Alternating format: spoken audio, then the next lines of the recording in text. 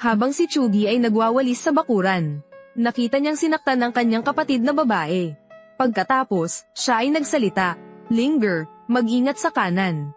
Kung gusto mong manalo, atake sa kaliwa." Nagsasabi ka ng kalokohan. Ang bilis niya ay napakataas. Ang mga paa ay hindi matatag. "Linger, atakehin ang ibaba." "Tama, atakehin mo sa ibaba." Makinig ka kay Langdi, huwag kang makinig kay Chugi. Isang tagalinis lang naman siya. Ano ba ang alam niya tungkol sa martial arts? "Linger, ako ang kuya mo. Hindi kita ipapahamak." Wala kang pagkaunawa sa martial arts. Ako. Linger. Kaya pala ang iyong kahinaan ay nasa kaliwa. Ikaw, ang sipang ito, ay kabayaran sa paghamak mo kanina. Talagang sa kaliwang tagiliran. Linger, patuloy na atake, kunin ang tagumpay.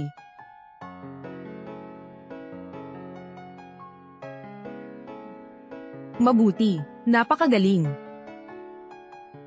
Ang babaeng ito, nanatiling kalmado kahit harapin ang kaaway. Hindi sumusuko sa harap ng mga pagsubok. Karapat-dapat sa papuri. Ang bilis niya. Bakit alam ni Chugi ang kahinaan niya? Ang lalaking ito, parang nakita dati, bakit pamilyar ka? Binata, sino ka? Hindi ka ordinaryo, isa lang siyang tagalinis dito. Swerte lang, bulag na pusa nakahuli ng isda.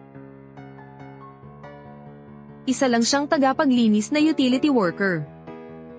Paano mo makikita ang kanyang kahinaan? Chugi, kung tunay kang may kakayahan, patunayan mo nga sa akin. Ang Fenley Martial Arts School ay lalong nagiging mahina. Umaasa pa sa isang tagalinis para magturo ng martial arts. Guyunshan, ano ang pakay mo dito? Ano ang ginagawa ko dito? Ano ang ginagawa ninyo rito? Bakit mo ako tinatanong?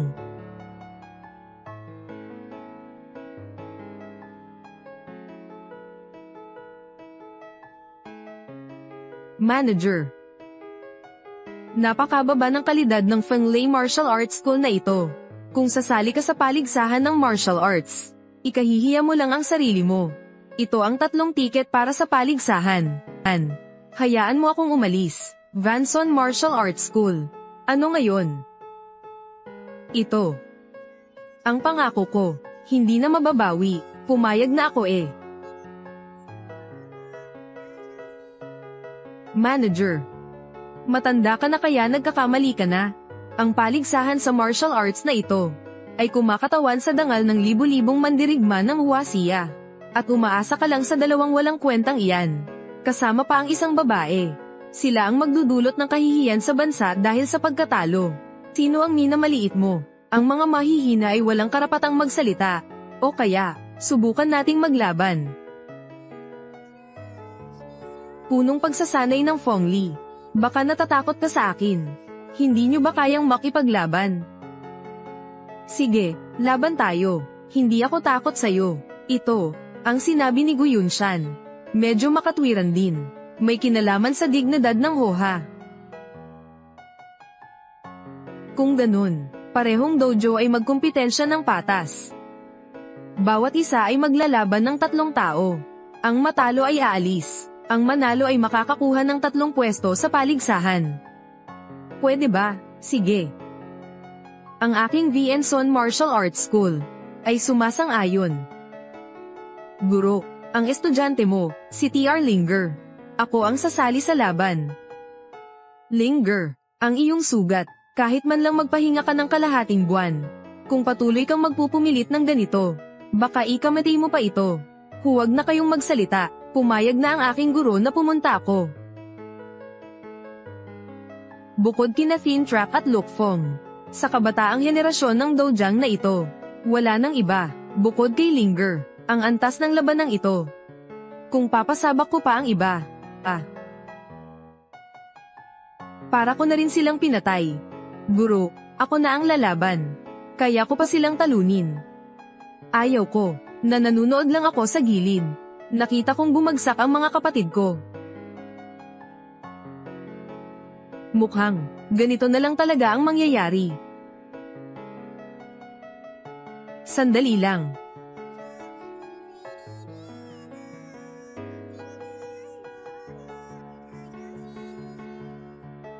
Ang aking 3 taong termino. 15 minuto na lang.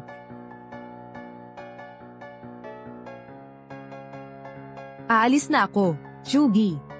Baliw ka. Ikaw. Anong kalokohan ang sinasabi mo? Isang mabahong tagalinis, gusto mo pang makipagsabayan sa laban. Kung gusto mong mamatay, ngayon din ay tutulungan kitang magpakamatay. Linger. Sa mga nakaraang taon, ako'y patuloy na nagtiis. Laging nagkukunwaring baliw. Nagdulot sa iyo ng maraming hinanakit. Ngunit dapat kang maniwala sa akin. Mula ngayon at magpakailanman. Ang mga bagay na ito ay hindi na mauulit pa. Sa harap ni Manager Tin. Haharapin mo pa ba ako ng ganyan? Mukhang sawang-sawa ka na sa buhay mo. Ngayon, bibigyan kita ng leksyon na hindi mo malilimutan. Hindi na kailangan. Kung ganyan siya kitiwala sa sarili, hayaan mo na siyang umalis. Linger.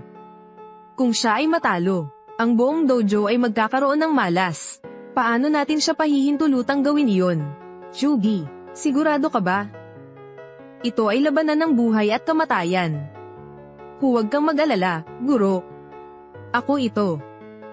Hindi kita bibiguin. Sa aking pananaw, hayaan mo siyang lumaban. May kaunting pag-asa rin. Bakit? Ang lakas na taglay ko ngayon ay lahat dahil kay Chugi. Siya ang gumabay sa akin. Chugi, salamat. Siya ang gumabay sa iyo. Luke Fong. Bakit ka nagsasabi ng kalokohan? Kuya, hindi ako nagsasabi ng kalokohan. Totoo ang sinasabi ko. Ikaw, sige. Chugi. Dahil parehong pumayag sina Linger at Luke Fong, ako at ang Fanglei Martial Arts School ay maniniwala sa iyo ngayon. Umaasa ako na hindi mo kami bibiguin. Salamat, guro. Pero, mayroon akong isang hiling. Sabihin mo.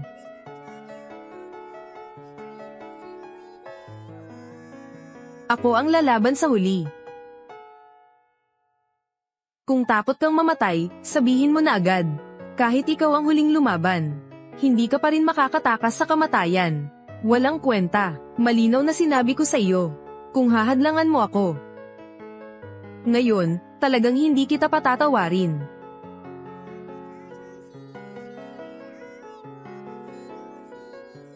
Mga tauhan ng Vienson Martial Arts Hall, tumungo rito. Halika.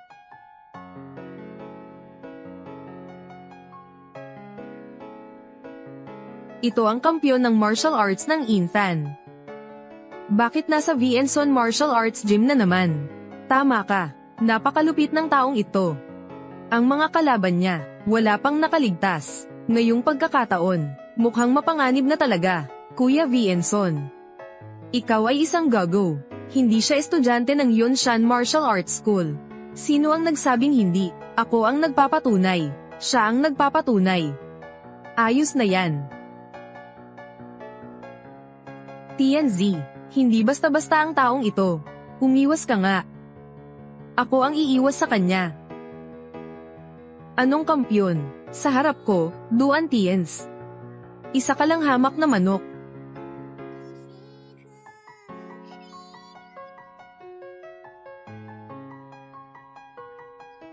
Kuya.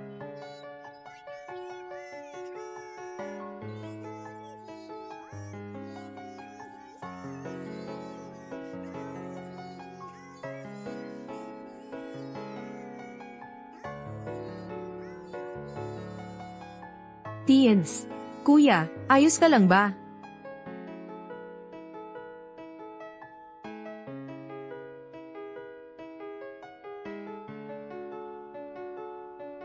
Kahit siya ay natalo na rin. Tapos na ang Fenley Martial Arts School. Ganito pala kaina. Kayong lahat ay napakalupit. Hindi ba kayo natatakot sa parusa ng langit? Ito ay isang patayan na labanan. Hindi ko siya papatayin. Napakabuti na nito. Paano? May iba ka pang sasabihin. Kayong lahat. Hindi kaya ngayon, ay niloloob ng langit na wasakin ang ating Fenley Martial Arts School. Lu Feng. Ikaw na ang umakyat, tandaan mo ito, huwag kang magpakampante, baka katalunin. Ingatan mo ang iyong sarili,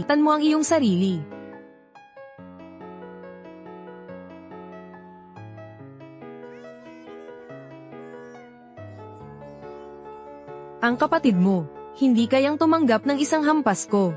Ikaw naman. Iyon din ay isang hatol na kamatayan. Hindi pa nagsisimula. Sino ang mananalo? Hindi pa alam.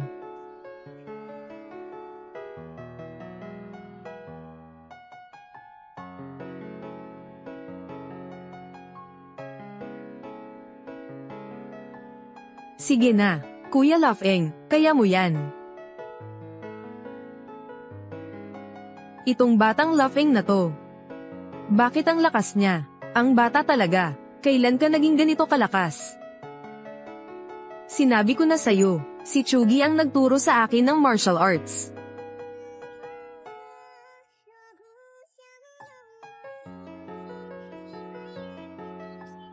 Siya. Ingat.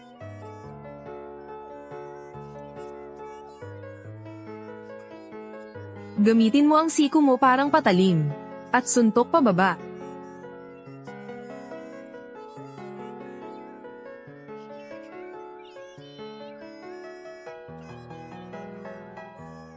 Mabuti.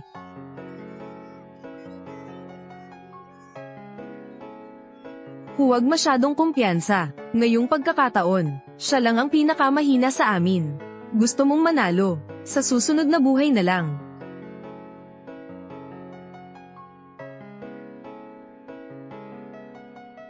Siya pala, guro. Sino itong taong ito? Iyon na, ang taong nagwalis sa timog. May bansag na, ang maninira ng kalangitan sa timog. Ang asul na demonyo, yang tao. Kahit ako, ay hindi siguradong makakatalo sa kanya. Ano, kaya Fong? May tsansa bang manalo? Walang tsansang manalo, at mapapanganib pa. Mabubuwis pa ang buhay niya. Hindi pwede, kung matatalo si Lu Feng. Yung walang kwentang yun. Hindi, ayaw ko. Guro, sumuko na tayo. Nandyan si Manager Tin, si Gu Yunshan. Kahit gaano pa siya kapal, hindi niya tayo papatayin. Guro, huwag na kayong mag-atubili pa. Napakahirap kong makamit ang kapangyarihang ito. Hindi ko kaya. Hayaan mong nandyan ang walang kwentang taong ito.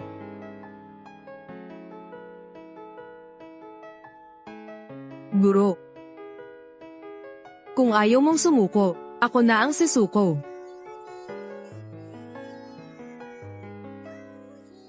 Amo Gu, ang iyong martial arts ay walang katumbas.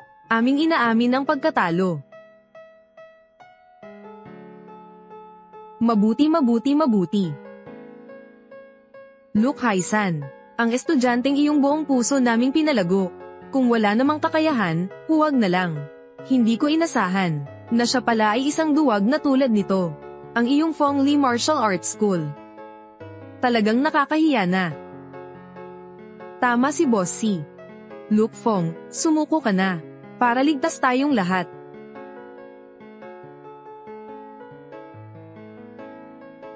Luke Feng, sumuko ka na. Parang pakiusap ko na sayo. Hindi ako sisuko. Takot na agad bago pa man lumaban. Ako, si Lu Feng. Hindi isang duwag. Matuto ng etika bago matuto ng martial arts. Pangulong Lulu, napalaki mo ng isang mabuting anak. Lu Feng. Pilitin mo pang 5 minuto. Ang natitira, ako na.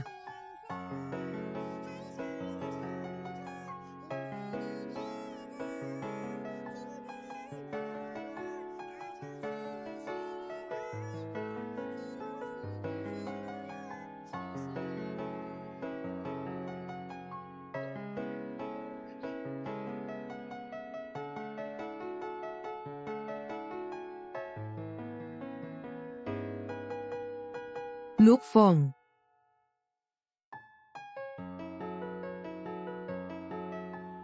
Nangako ako kay Chugi.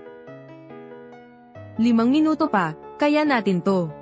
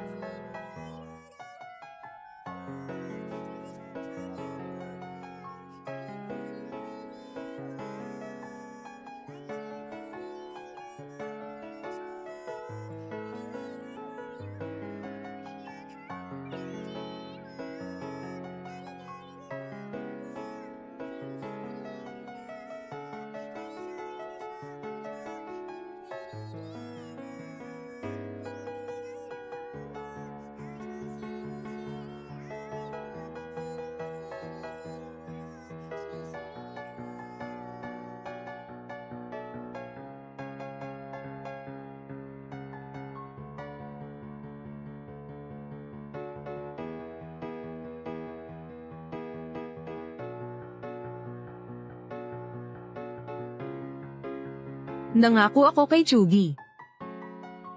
Kailangan nating magtiyaga ng 5 minuto pa.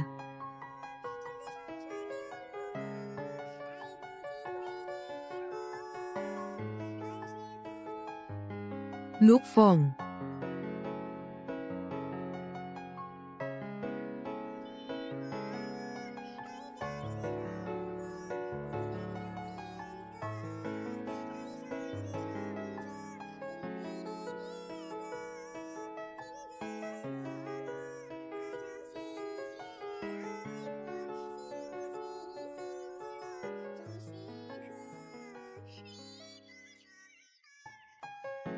Isang minuto pa. Ano ang ibig mong sabihin? 1 minuto. Hindi mo ako matatalo. Hindi kita patatawarin. Ang lakas naman ng boses mo. Master. Kuya ko. Nagbago na siya. Chugi, anong sorpresa ang ibibigay mo sa akin? Kung gusto mong mamatay. Sige. Tutulungan kita.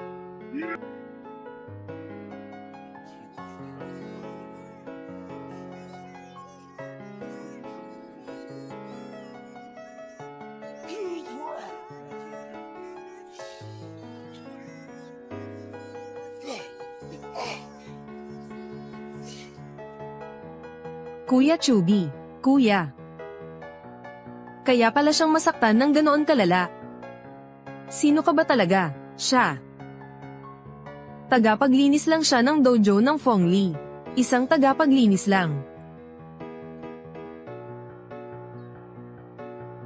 Tumayo ka. Sige, sugod. Hindi mo man lang kaya ang isang tagapaglinis. Ang mukha ng dojo ng Vienson. Mawawala ito. Sinasabi ko sa iyo. Dalhin mo siya sa ospital. May pag-asa pa.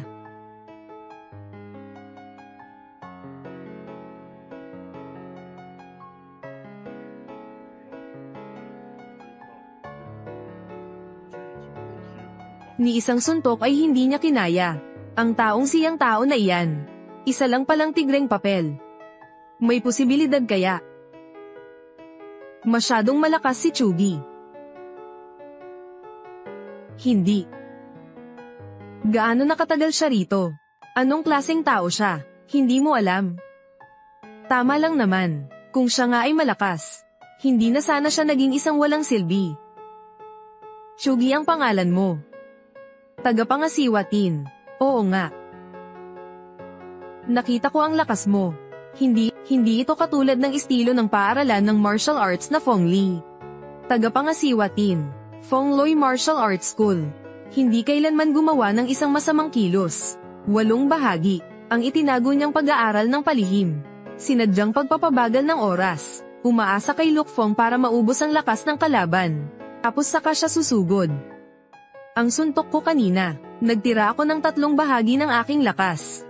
Hindi niya kaya tanggapin. Hindi naman nakakalason. Kung may sisihin ka, sisihin mo siya dahil hindi niya ako sinunod. Chugi. Besurero ka lang naman. Tapos ganyan ka pa magsalita. swerte lang, at nanalo sa isang laban. Pag-usapan natin ang totoong kakayahan. Ang mga taong naririto, lahat ay mas magaling sa iyo. Mga karaniwang tao lang, walang dapat ikabahala. Ikaw. Magaling, Chugi. Halika rito, makipaglaban ka sa akin. Maglaban ka sa akin. Magluhod ng 3 beses ang talo. At umalis na kayo rito. Tigil. Huwag ka nang magsalita. Ang laban na ito, ay laban para sa isang pwesto. Ano ang gusto mong gawin? Siya. Nakita ko ang lalaking ito. Tama ka. Isa ka lang tagapaglinis ng basura. Hindi kayang talunin siyang tao. Sige, sabihin mo, anong mga maruruming paraan ang ginamit mo? Ang galing mo ay hindi kasing galing nang sa kanya. Nagsisimula ka na namang Manaira. Kayo, mga Vokwon Vienson. Napakasama ninyo. Ikaw. Huwag kang magmalaki at magmataas. Huwag mong isipin na dahil nanalo ka ng isang laban, ay tagumpay na iyan. Mayroon na akong inihanda pangatlong tao. Napakamalakas niya. Hindi man lang makalampas ng isang round. Kahit ang inyong master mismo ang lumaban. Madudurog at madudurog pa rin. Durog pa rin. Ang paaralan ng martial arts na Yunshan. Mayroon palang ganito kalakas na tao.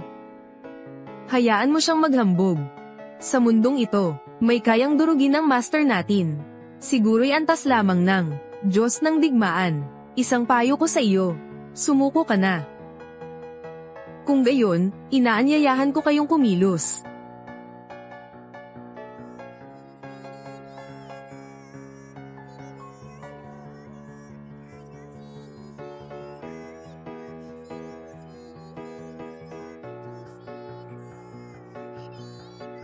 Isang misteryosong kapangyarihan, lumalakad na parang hangin. Ang taong ito, hindi ordinaryong tao. Anong pinag-iimbento mo? Nagpapanggap ka bang multo dito?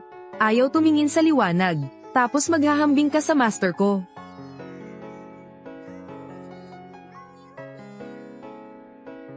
Ang bibig mo, gustong mamatay, sabi mo.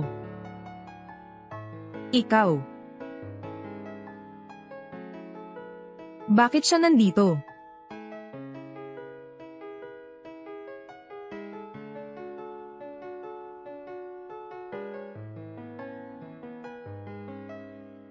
Itim na hangin ang kumakalat sa paligid. Mabilis na parang hangin. Ikaw ay isang Diyos ng digmaan. Diyos ng digmaan. Ng buong China, may mahigit lang 10 Diyos ng digmaan. Si Vienson, ang inyong Vokwon, walang Diyos ng digmaan. Na namamahala kay Tin, ang ganitong uri ng kompetisyon, para sa Fengli Vokwon, talagang hindi patas. Siya ay bisita kong inimbita. Siya ay tao ng Yunshan Martial Arts Academy.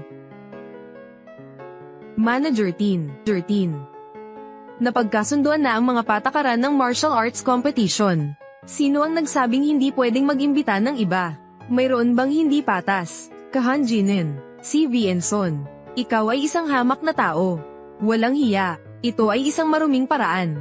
Hindi ka karapat-dapat na umupo dyan.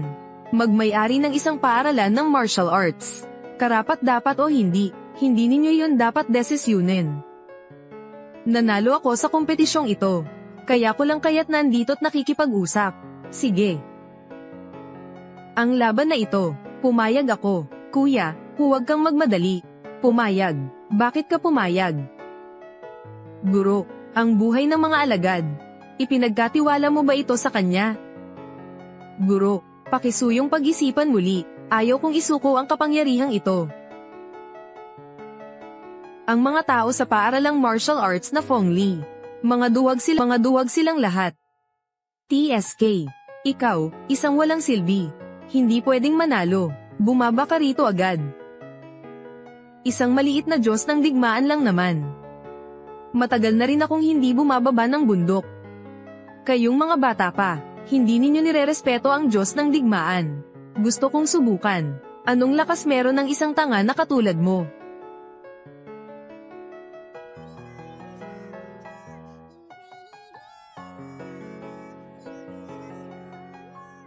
Huwag. Master. Nagsimula na ang kompetisyon. Umakyat ka na naman sa entablado para manggulo. Fong Li Vuquan. Tapos gagamit ka pa ng pandaraya. Alam na alam ko ang iyong kakayahan. Kung hahayaan kong lumaban ang aking mga estudyante, alam ng lahat na, para lang iyon sa kapahamakan. Ngunit, ako nga pala ay, ang may-ari ng Fong Li Martial Arts Academy, at ang kanilang guro. Ngayon, kung gusto mong makipaglaban, makikipaglaban ako sa iyo, Luke Haisan. Huwag kang magmayabang dito. Sino sa tingin mo ang sarili mo? Kaya mo ba siyang talunin? Sinasabi ko sa iyo, sumuko ka na ng maayos. Sumuko ka na. Ako, si Luke Haisan. Sa buong buhay ko, hindi ko pa alam kung paano isulat ang dalawang salitang sumuko. Sa Fong Loi Martial Arts School, ang mga disipulo rito, kahit ikamati ko pa, hindi ako luluhod sa kaaway.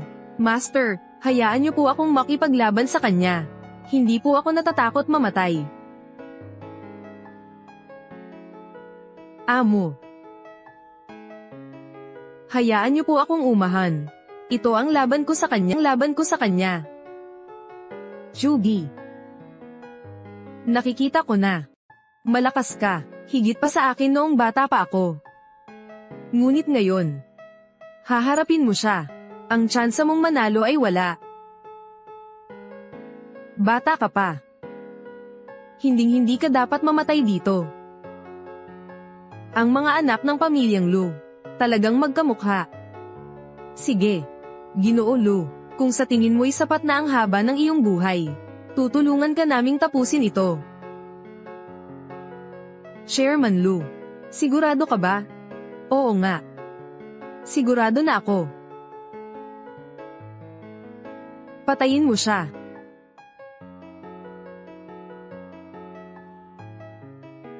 Bumaba na kayong lahat.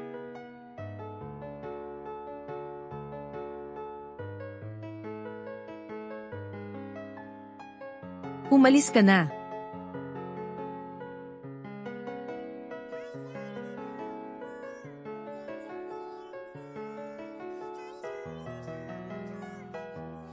Lumapit ka.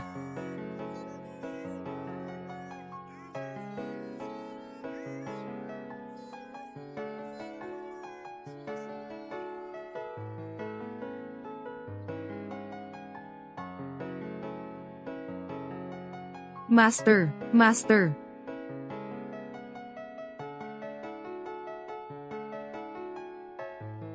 Tunay ngang siya ang amo ng sikat na paaralan ng martial arts na Fong Li. Hindi ko akalain na ganoon kakaina. Guro.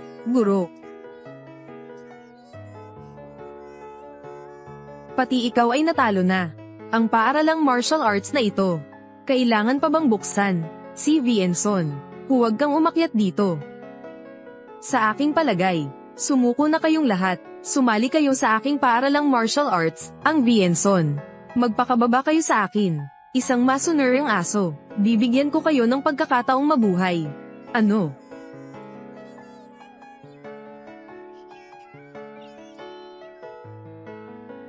Maghihiganti ako para sa aking guro.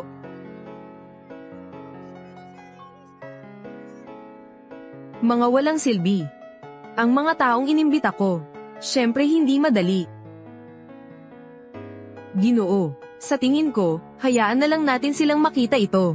Makita ang tunay mong mukha.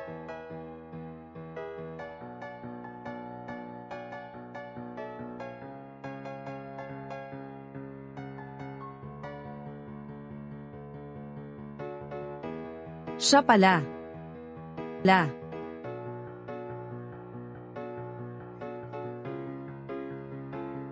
Kuya.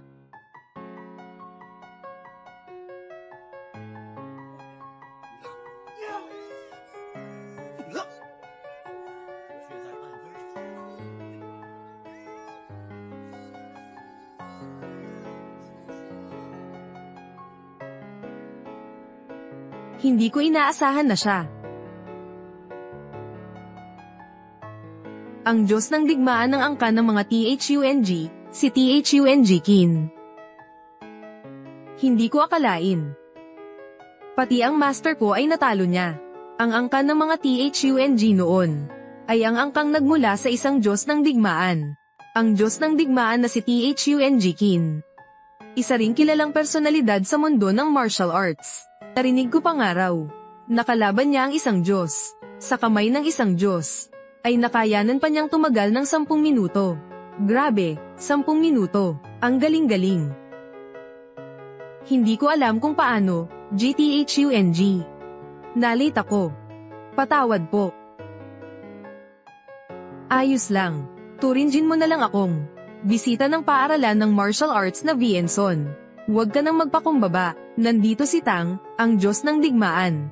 Siya ang nakatalo sa paaralan ng martial arts na Fengli na ito. Para lang itong pagpatay ng langgam. Napakadali.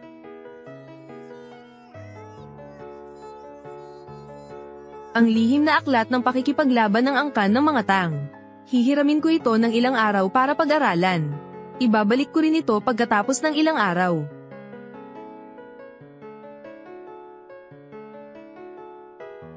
Angkan ng mga Tang, hindi ko kayo mapapatawad.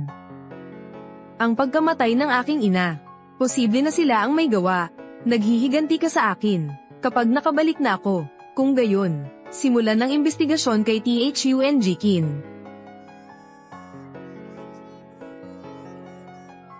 Chairman C. Tama po kayo. Ang DUNG Fengli. Magtatapos din ito balang araw. Mabuti pang sumuko ka na. Dojo ng kulog at kidlat. Mayroon pa naman akong isang masonerang aso. Tama, tama, tama. Halika rito. Lumuhad ka at sumuko. TNZ, mali pala ang nakita ko. Ang master ay sinaktan nila ng ganoon. Ikaw. Ang kilos mo ay parang ang kaaway mo ay itinuturing mong ama. Ituring ang kaaway na ama. Iyan ang tinatawag kong progressive thinking. Kasalanan ng matandang ito. Ang pagtuturo sa inyo ay naging dahilan ng inyong pagiging walang silbi. Ngayon, ako.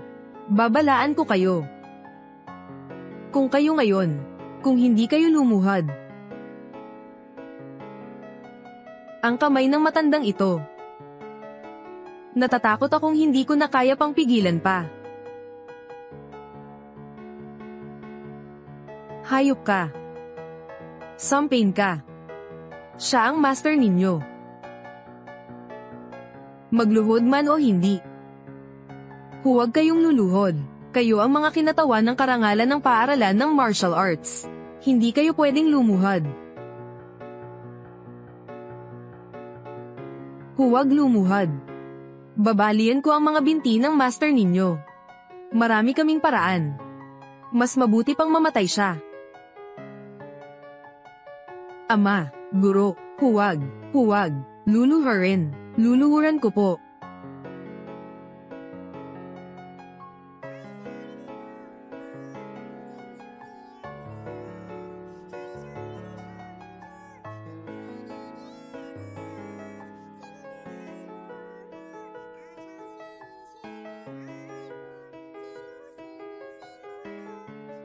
Hindi.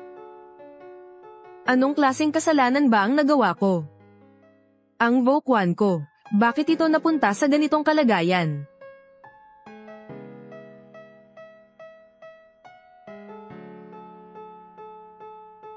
Ikaw.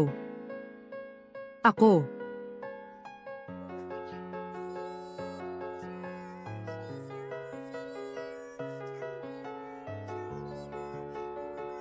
Magluluhod ako.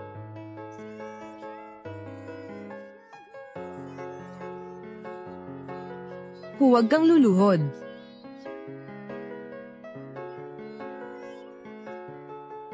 Hindi pa tapos ang laban. Hayaan mo akong, kuya, pati ang master ay natalo na. Kaya mo talaga.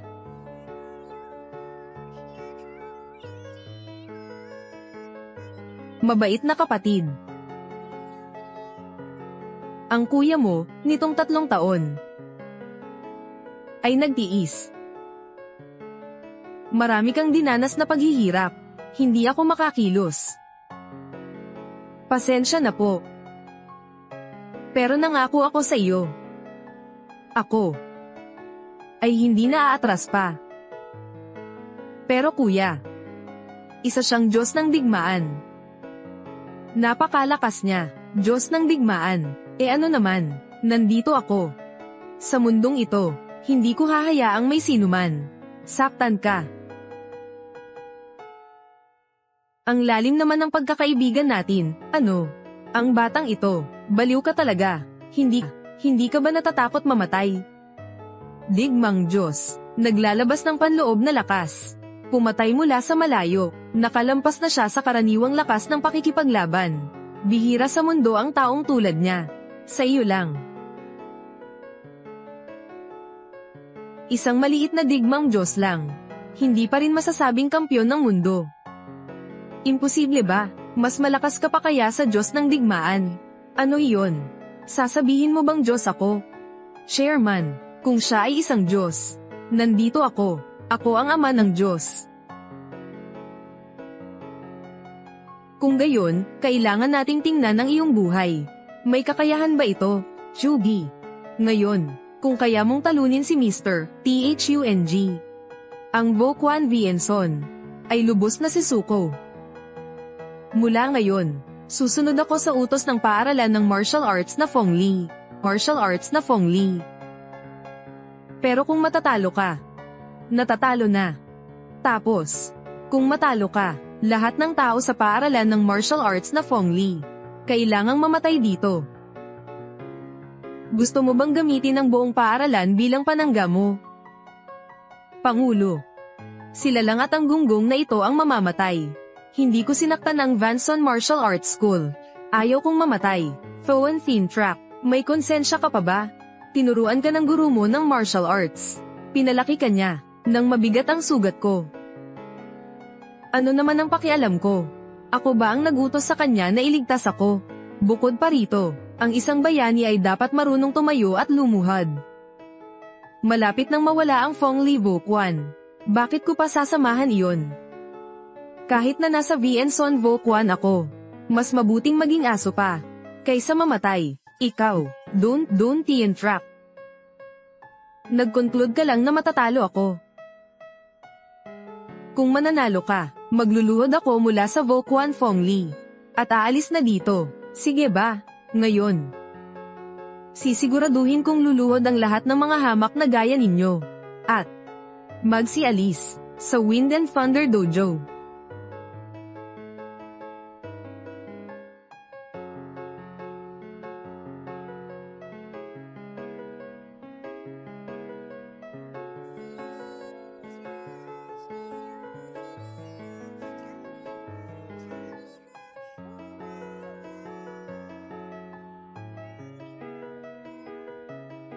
Ang lakas naman ng boses mo. Matagal na rin simula nang may makitang gaya mo. Ang yabang na bata. Dudurugin ko ang mga buto mo. Sisirain ko ito ng dahan-dahan. Mabuti. Ngayon, hindi kita patatawarin.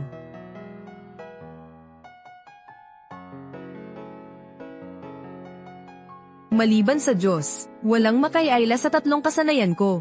Ito ang kasanayan ng kamatayan. Ang turno ko na.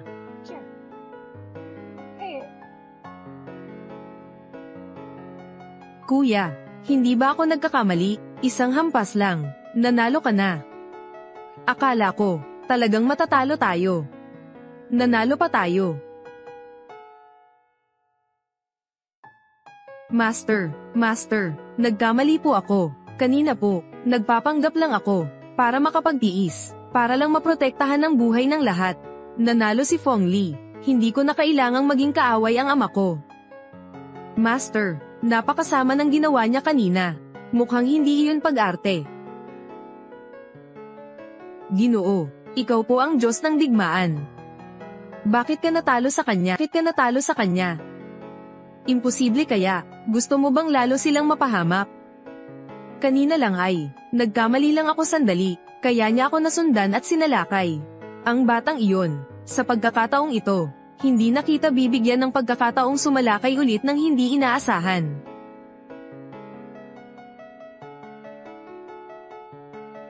Ito ay kay Thung Jikin.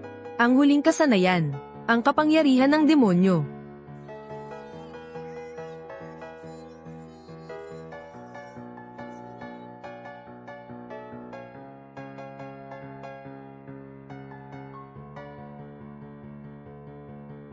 Taon-taong pagsasanay, ang iyong tagumpay, paggamit ng kapangyarihan ng demonyo, sa pamamagitan ng paraan ng pakikipaglaban, paggawa ng pakikitungo sa demonyo, lalampasan ang limitasyon ng katawan. Ngunit dapat ninyong malaman, ang pagsasanay sa pakikipaglaban ay dapat sumunod sa likas na batas. Ang pagsisikap lamang na lampasan ang potensyal ng katawan, ay magdudulot lamang sa inyo ng kabaligtaran. Hindi ko talaga inaasahan na si Chugi ay ganoon kabata pa, na may ganitong kaalaman at lakas. Isang tunay na talento. Kuya, ang galing mo. Pala, maraming taon na pala si Chugi. Nagpapanggap na tanga para lang maghintay sa araw na ito. Imposible, besurero ka lang. Paano ka mananalo sa akin?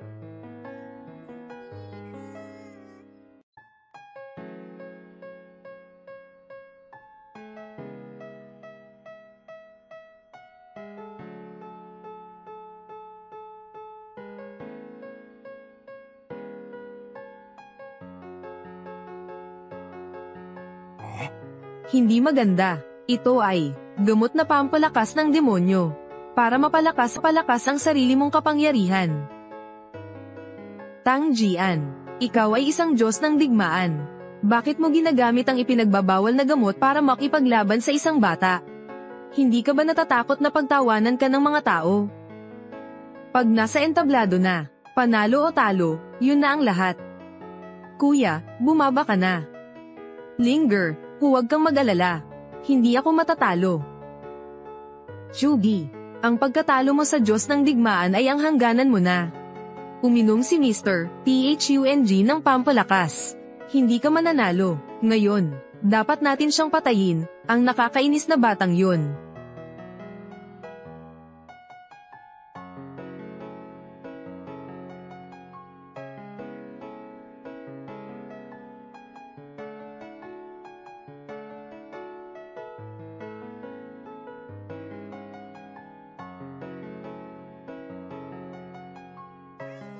Ang relos.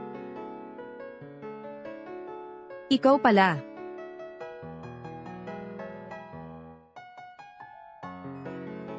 Ikaw pala iyon. Duwag ka talaga. Sabi mo noon, nakatanggap kami ng isang tip. Nahirapan kaming hanapin ang nanay mo. Lalo na. Hayaan mo siyang huminga. Gusto lang kitang lokohin palabas. Hindi ko inaasahan na magtatago ka pala rito.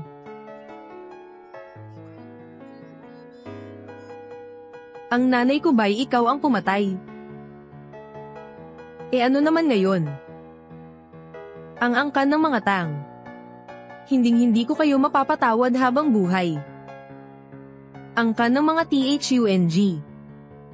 Akala mo, sila lang ang angkan ng mga Thung.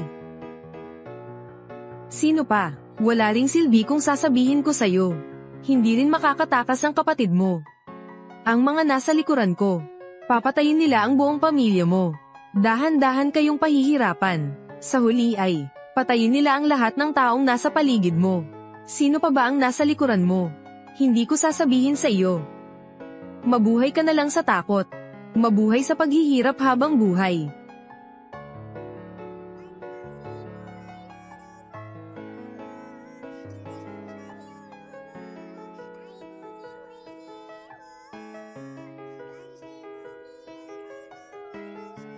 Ang galing naman ng Vokwon Fongli. Isang paligsahan sa pakikipaglaban. Bakit naman ganoon ka-brutal ang ginawa nila?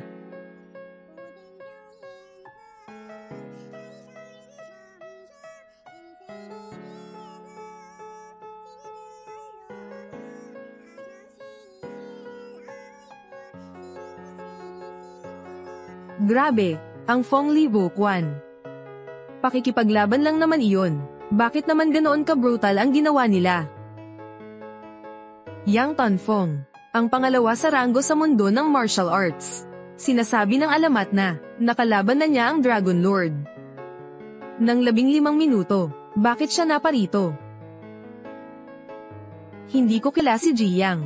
Ang pagpunta niya rito, may itinuturo ba? Magtuturo, hindi ko kayang gawin. Ako lang naman ay, sinunod ko lang ang amo kong si GC. Nanood lang po ako ng laban. Salamat po sa pagpunta, Ji Duang. Pero hindi ko inaasahan. Pagdating ko pa lang dito, nakita ko na naman siya. At ginawa na naman niya ang karumal-dumal na gawaing iyon. Pinatay niya si Thun Jikin. Gumamit siya ng bawal na gamot. Namatay dahil sa sobrang pagod ng katawan. Yung basurero, anong kalokohan yan? Si Ji Yang na ang bahala roon. Ikaw naman talaga ang may kasalanan. Magaan lang naman ang laban noong una. Walang mata ang pakikipaglaban. May namatay, karaniwan na rin iyon. Pero ang lalaking ito ay napakasama. Hindi karapat-dapat maging isang mandirigma. Kalokohan, malinaw na natalo si Thun Jikin. At namatay sa paggamit ng droga. Paano mo nasabi na ginawa ng kuya ko? Maingay.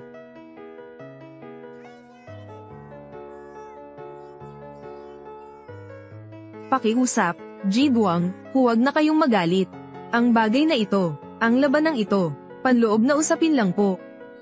Ang labanan ay talagang walang kinalaman sa akin. Pero, Thun Jikin, siya po ay aking nasasakupan. Namatay siya rito. Dapat mo akong bigyan ng paliwanag. Bibigyan kita ng paliwanag. Si Thun Jikin. Hindi ba siya miyembro ng pamilyang Thung? Masyado kang walang alam. Sumali na ang pamilyang Thung sa liwanag na samahan. At si Mr. Duang, siya pala ang pangalawang pangulo ng samahang liwanag. Samahang liwanag, yun nga. Ang bagong samahang sikat kamakailan. Tama, ang samahang liwanag na ito, ayon sa alamat ay misteryoso. At napakalakas din ng kapangyarihan. Maraming angkan ng martial arts ang sumalungat sa kanila. Sila ay biglang nawala, napaka-misteryoso ng puwersang iyon. Kahit, ang tradisyonal na samahan ng martial arts, ay kailangang lumayo sa kanila. 3 taon na ang nakalipas. Ang samahan ng liwanag ay lumapit din sa akin. Pero tumanggi ako. Ginoo Duang, ano sa tingin ninyo ang dapat gawin? Napakasimple. Sa sandaling kumilos na siya, ibigay ninyo siya sa akin. Hayaan ninyong ako ang bahala sa kanya. Chugi, dahil sa iyong pagmamadali, ngayon, harapin na natin ang kahihinatnan. Dojo ng kidlat at hangin. Patawarin niyo po sana ako, Ji Duang. Chugi, ganun siya kumilos. Dahil din sa sobrang brutal ng pag-atake ni Thun Jikin. Gusto niyang patayin ang kalaban niya. Napilitan si Chugi na gawin iyon. May kasunduan din ng buhay at kamatayan kanina. Sana ay muling pag-isipan ni Ji Yang. Hindi sinasadya ni Chugi iyon. Pakipatawad po siya, tagapamahalatin. Samahan ng martial arts. Kailan pa siya napasailalim sa kontrol ng grupo ng liwanag? Bukod pa rito, susunod tayo sa gusto mo, at maglalaban tayo. Gusto mong alisin ang lakas ko. Paano mo ipapaliwanag yan sa asosasyon ng martial arts? Ito. Ginoo Yang, bagamat nakakalungkot ang pagkamatay ni Tang Jian. Isang malaking kawawaan. Pero ang pakikipaglaban ay may mga panganib. Si Chugi ang nanalo. Ayon sa alituntunin. Talagang hindi natin may aalis ang kanyang lakas. Ano ang sinasabi mo? Ano ang sinasabi mo?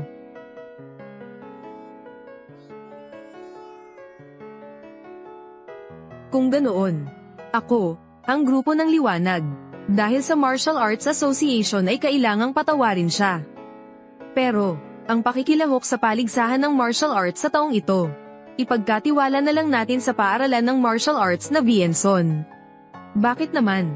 Nanalo naman tayo sa laban. Tama, malinaw na nanalo ang kuya ko.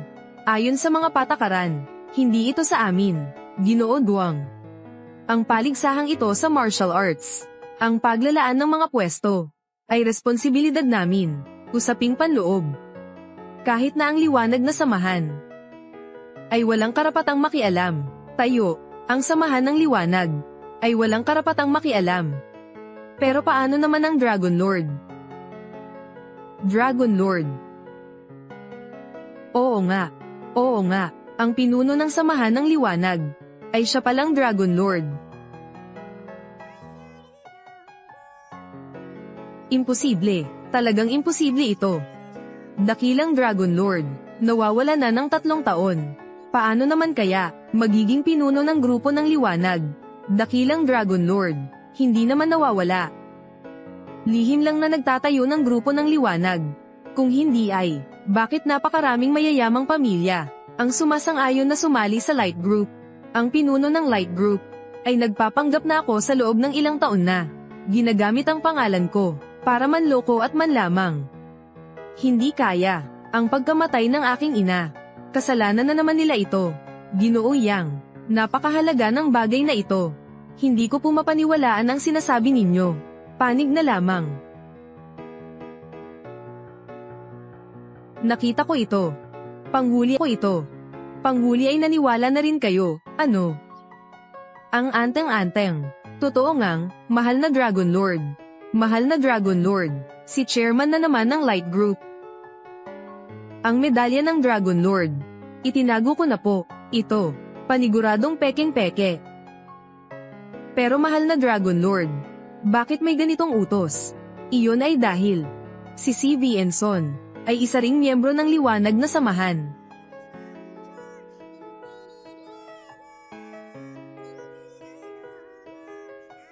Sa utos ng Dragon Lord, ang Fong Lee Martial Arts Gym na ito, ang paglahok sa kompetisyon, ibibigay sa Vienson Martial Arts Gym.